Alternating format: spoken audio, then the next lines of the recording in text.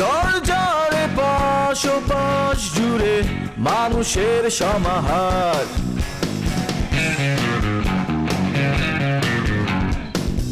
ভেতর আর বাহিরে চলছে উৎসব অপেক্ষার।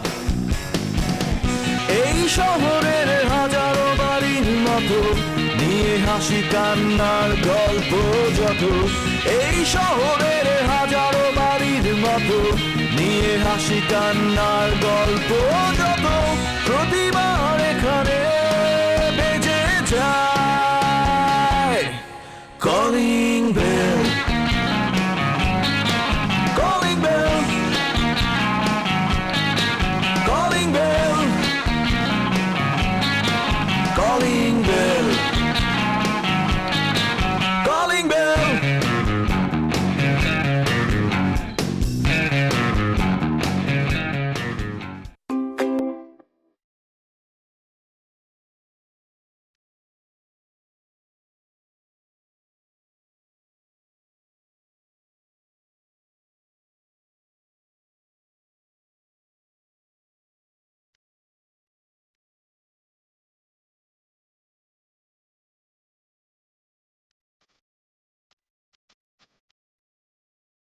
চাটা খেয়ে নিই। ভালো চা। সরি, আমি আসলে বাইরের চা ঠিক খেতে পারি না। না না, এটা তো ওরকম বাইরের চা না। দেখলেন না মতি মিয়া অনেক বছর যাবত এখানে আছে, উনি নিজের হাতে চা বানিয়ে খাওয়ায় সবাইকে। আপনি বোধহয় বুঝতে পারেননি, আমি চায়ের স্বাদ নিয়ে কিছু বলিনি। ইন জেনারেল আমি বাসার বাইরে কোনো কিছুতেই খাই না, কারণ পরিষ্কার পরিচ্ছন্নতা নিয়ে আমার একটু কনসার্ন আছে। মানে নিজের মগ ছাড়া, নিজের রান্নাঘর ছাড়া আমি পারি না। না, ওনাকে আমি অনেকদিন যাবত চিনি তো।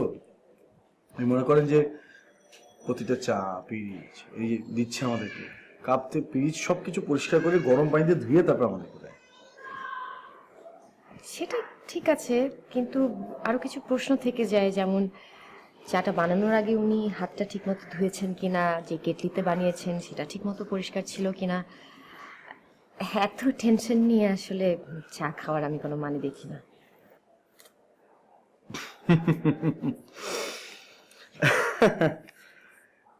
বুঝতে পেরেছি, তার মানে আপনার ওই রোগটা আছে। এক্সকিউজ মি, আপনি কোন রোগের কথা বলতে চাইছেন? না থাক, বাদ দিন, রোগ তো রোগী, সমস্যা না। দেখুন, আজকাল মডার্ন যুগে একটা বাতিক দেখতে পাচ্ছি সবার মধ্যে। পরিষ্কার পরিচ্ছন্নতাকে অনেকেই রোগ হিসেবে সংজ্ঞায়িত করেন, যেটার সাথে আমি একদমই একমত হতে পারি না। কারণ রোগ বলতে আমরা বুঝি নেগেটিভ কোনো ব্যাপার যা আমাদের ক্ষতি করে। পরিষ্কার পরিচ্ছন্নতা মহান গুণ, আমাদের ধর্মেই লেখা আছে। সো আমি মনে করি পরিষ্কার পরিচ্ছন্নতা বজায় রাখাটা খুবই জরুরি। দেখুন, আমরা ছাত্রছাত্রীদেরকে কি বলি, তোমরা তোমাদের খাতাটি পরিষ্কার রাখবে, অযথা কোথাও দাগাদাগি করবে না, কোনো ময়লা যাতে না পড়ে, সেই অনুযায়ী আমরা কিন্তু মার্কসও কাটছি। কিন্তু নিজেরাই আমরা যদি পরিষ্কার পরিচ্ছন্নতা বজায় রাখতে না পারি, তাহলে ছাত্রছাত্রীদেরকে সেটা বলাটা কি ঠিক হয়? আমার মতে এটা নিয়ে সবার ভাবা উচিত। এনিওয়ে, অনেক বলে ফেললাম, আমার ক্লাস আছে, আমি যাচ্ছি। জি।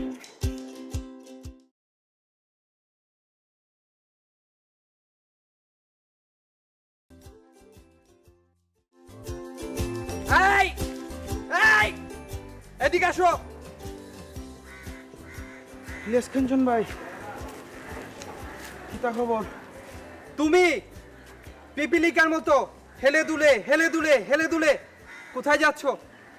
লেসকাঞ্চন ভাই, আমি বাজারে যাই রাম, চাচি আমারে বাজারে ফাটাইছইন, আমারে কইছইন আমলকি, আমরা, গাজর, শসা, পেঁপে, চন্দন, সবুজ আপেল অতা আনার লাগি খিতা জানি রানতো আর চেহারা দিত। চাচি চাচি চাচি চাচি চাচি চাচি তো আর চাচি নেই। চাচি হয়ে গেছে বাংলা চলচ্চিত্রের ঐতিহাসিক খলনায়িকা রিনা খান। আমার একটাই প্রশ্ন, আমরা সবাই কেন চাকর? ইলিয়াস কাঞ্চন ভাই, আপনি ইটা খিতা মাতইন চাকর খানে হইতাম। মুরব্বী মানুষ আমার হইছেন যে বাজার থেকে গিয়া ওটা আনতে আমি বাজারে গেছি। আজকে যদি আপনার আব্বা আম্মা বা আপনার চাচি যদি আপনার হইতো যে বাজার থেকে গিয়ে আন, আপনি কি তা আনতেন নানি? এই কচি খোকা, চালের আড়তে থাকতে থাকতে তোমার বুদ্ধি মোটা চালের মতো হয়ে গেছে, শুধু বাড়ে পুষ্টি নাই। আপনি ইটা মোটা চাইল চিকন চাইল ফুষ্টি উষ্টি লইয়া খিতা মাতইন, কোনো কাম কাজ নাই তো আপনার। সারাদিন খালি রাস্তা রাস্তাতে আটইন আর ঘুরইন। আমরা গরিব মানুষ, আমরার কাম কাজ আছে, আমরা যাই, আমরার বহুত কাম আছে। এই মহামূর্খ, তোমাদের মতো মূর্খদের কাজ হচ্ছে শুধু পরিশ্রম করা, পরিশ্রম করা, পরিশ্রম করা। আর আমাদের মতো জ্ঞানীর কাজ হচ্ছে ভাবা, শুধুই ভাবা। তোমাকে একটা পরামর্শ দিচ্ছি, আজকে থেকে তুমি আমার পরামর্শে শুধু ভাববা, পরিবেশ নিয়ে ভাববা, সমাজ নিয়ে ভাববা। ইলিয়াস কাঞ্চন ভাই, আমি আল্লাহর হস্তে আপনার কাছে মাফ চাইলাম। আমি গরিব মানুষ, আমার বাড়ির ছোট ভাই বোন আছে, আব্বা আম্মা আছে। আমার যদি চাকরিটা যায় কি, আমার বাপ মা না খাইয়া থাকবো। আল্লাহর হস্তে আমি যাই, আপনার লগে পরে মাত্র আমি আল্লাহর হস্তে আমি যাই। এই তুমি আমার পরামর্শটা নাও। নিমুনে ভাই, যাইরে মন।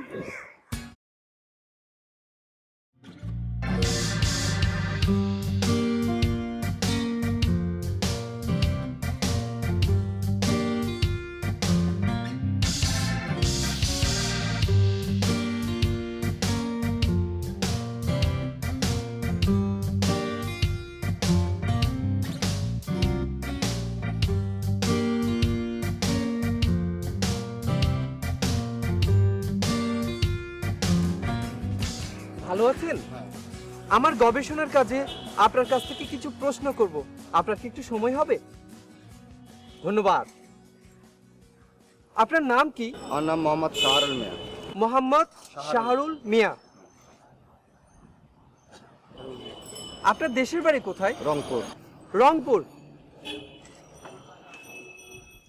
আচ্ছা, আপনি যে একটা ডাস্টবিনের পাশে দাঁড়িয়ে আছেন, ঢাকা শহরে অসংখ্য ডাস্টবিন আছে, ময়লা আবর্জনা আছে, আপনি কি চান ঢাকা শহর ময়লা মুক্ত হোক? হ্যাঁ, ভালো, হ্যাঁ, মুক্ত চাই। আপনার রিকশায় কোন ধরনের প্যাসেঞ্জার তুলতে আপনি পছন্দ করেন? ভালো লোক উঠলে আমি পছন্দ করি। আচ্ছা, আপনার রিকশায় যদি একজন বয়স্ক লোক উঠে, সে কি ধরনের কথাবার্তা বলে?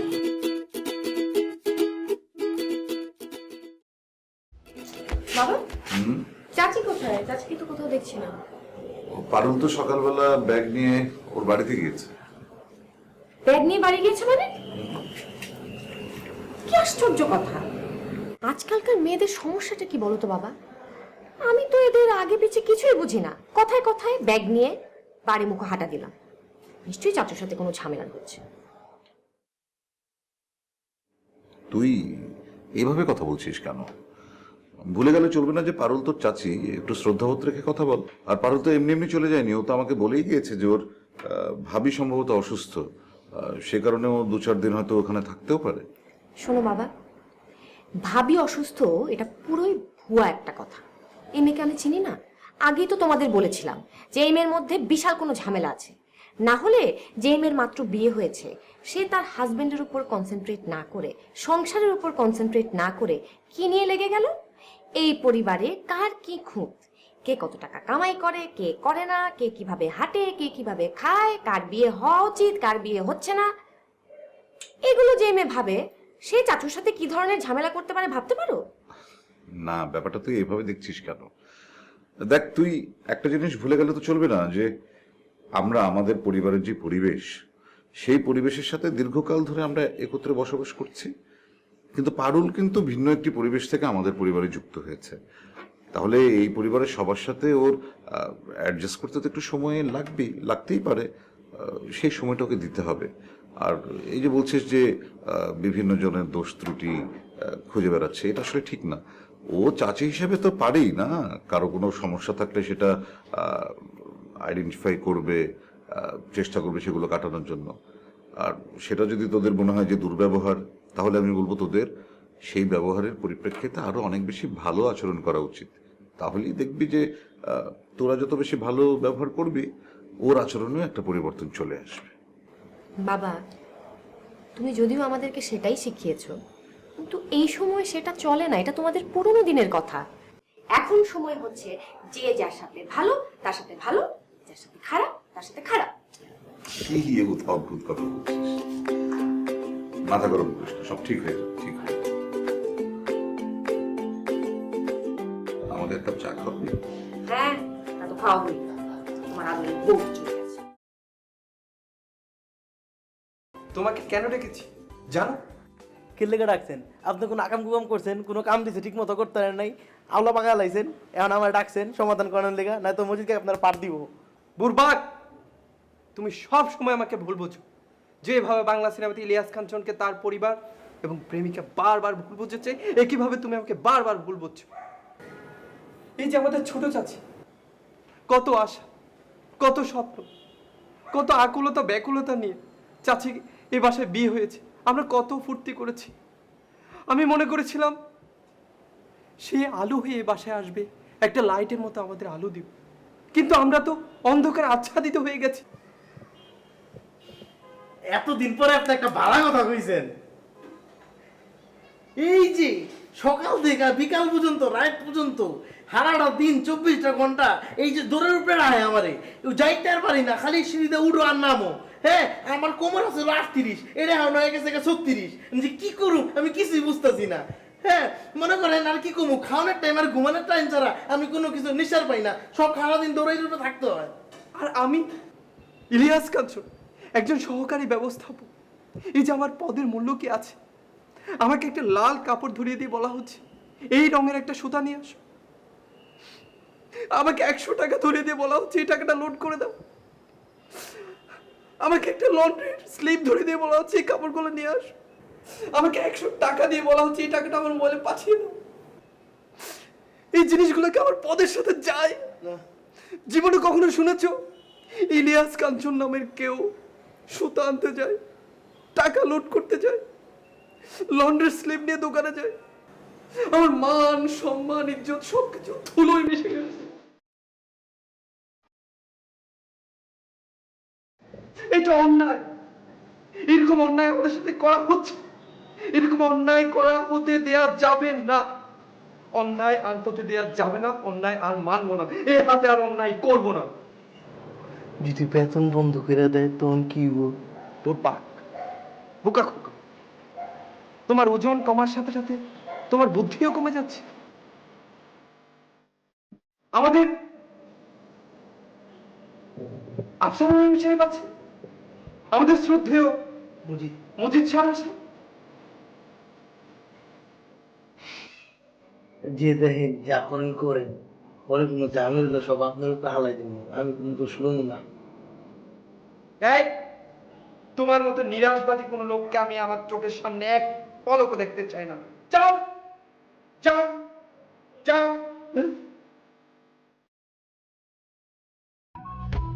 আপনি তো ফ্রি, আপনার হাতে তো তেমন কোনো কাজ নেই। না, এখন এক পিরিয়ড অফ আছে। আচ্ছা, আমাকে একটু সাহায্য করা যায়? জি অবশ্যই, বলুন কি ধরনের সাহায্য। মনে হচ্ছে যে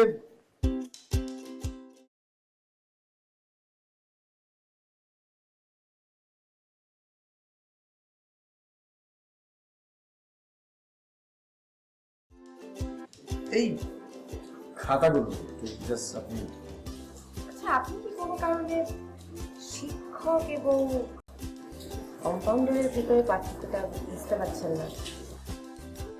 আপনাকে কিন্তু আমি কোনো কারণে এই খাতাগুলো নিয়ে প্রিন্সিপালের রুমে যেতে বলছি। আপনি সেটা খুলে ভিতরে একটু চেক করুন।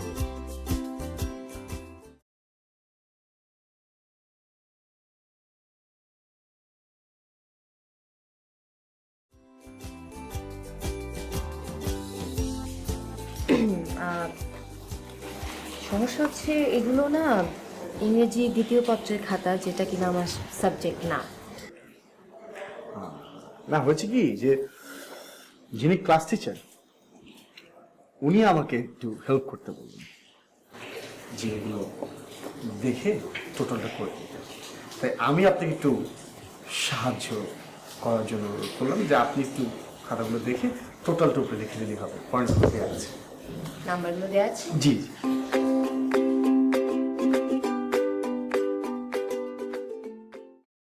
ভালো আছেন? আমার গবেষণার কাজে আপনার কাছ থেকে 2 মিনিট একটু প্রশ্ন করব, সময় হবে? ওকে। ধন্যবাদ। মামা আপনার নাম কি? মুফাজ্জল ইসলাম। আপনার দেশের বাড়ি কোথায়? ময়মনসিংহ। আচ্ছা, আপনি দুপুরবেলা কি খেতে পছন্দ করেন? দুপুরবেলা মাছ ভাত মাংস এটাই তো আমি খাওয়া। আপনি সিনেমা দেখেন? দেখি। কার কার সিনেমা দেখেন?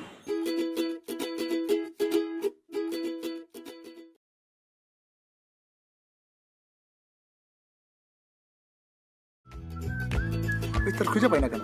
হ্যাঁ জনাব, তুই থাকস কই? আমি তো দায়িত্ব পালন করছি। সেদিন আপনি দায়িত্ব দেওয়ার পর থেকে আমি দায়িত্ব পালন করছি। আমি ওনার পিছন পিছন যাচ্ছি, উনি কি করছে, যে কোথায় যাচ্ছে, কিভাবে করছে। কিন্তু জনাব, সমস্যা হয়ে গেছে, উনি এত মন্থর, এত ধীরগতি সম্পন্ন, আমি নিজেও স্লো হয়ে গেছি।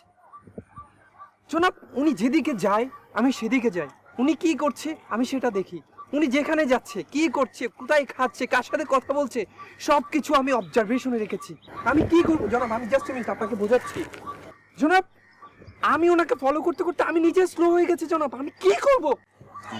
আমি বুঝছি। তোরে বলছি পারবা জামিনের খোঁজ নিতে, তুই কান নিতে ইসা কামিনের না? হ্যাঁ, ইসা কামিন। তোর পক্ষে এটা সম্ভব? এই তুই আমার সময় সানগ্লাস পরবি না, তাহলে একদম চকিয়ে করে ফেলাম।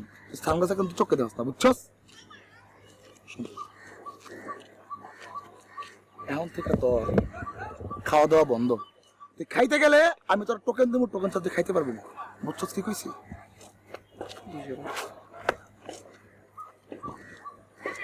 তোর ইচ্ছা করছিস কি জানোস? থাপড়া কানে একদম নাকশা মাসা ছুড়ে ফেলে, কিন্তু মারছিস না কেন জানোস? কারণ মনের মধ্যে এখন একটা সুবাতাস আমার বইতেছে, এই কারণে তোরা কিছু কইতেছে না। প্রেমে পড়েছে হারাম দেবে প্রেমে পড়েছে